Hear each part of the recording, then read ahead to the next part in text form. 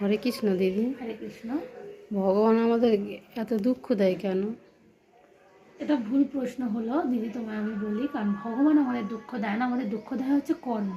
তাও তোমাকে আমি একটা এক্সাম্পল দিই, জানো আমার একজন আচার্যরা বলছিলেন, দুজন বৃদ্ধা 10তলা বিল্ডিংয়ে উঠেছে।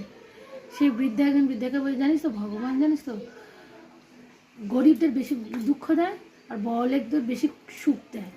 এটা কিন্তু তাদের কর্মের উপর ডিপেন্ড করছে। এটা কিন্তু বলে তাই নাকি, দেখি তো তাহলে কি হয়।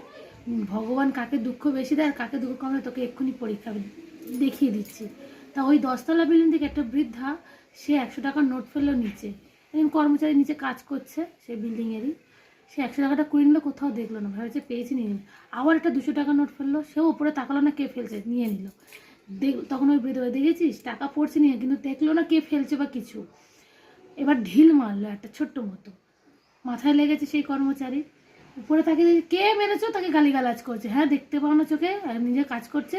বলে দেখ টাকা ফেললি, কেউ একদম তাকালো না যে কে টাকা ফেলছে বা কিছু। যেই ঢিলটা মারলো অমনি সে গালিগালাজ করছে, মন্দ কথা বলছে।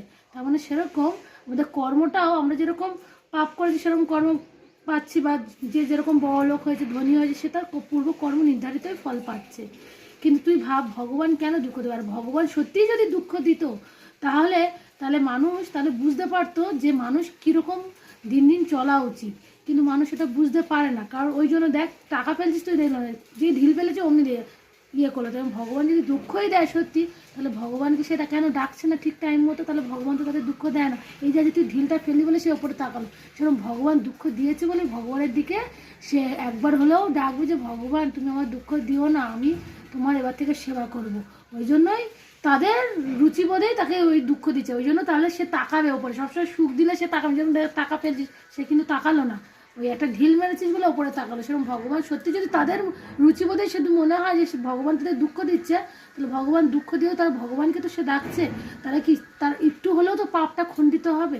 ওই জন্য এক এক সময় তাদের দুঃখ পাওয়া উচিত। তাহলে দুঃখ পেলে সে ভগবানকে সে বুঝতে পারবে। ওই জন্য ওপরের দিকে সে তাকাবে, হ্যাঁ ভগবান আছে।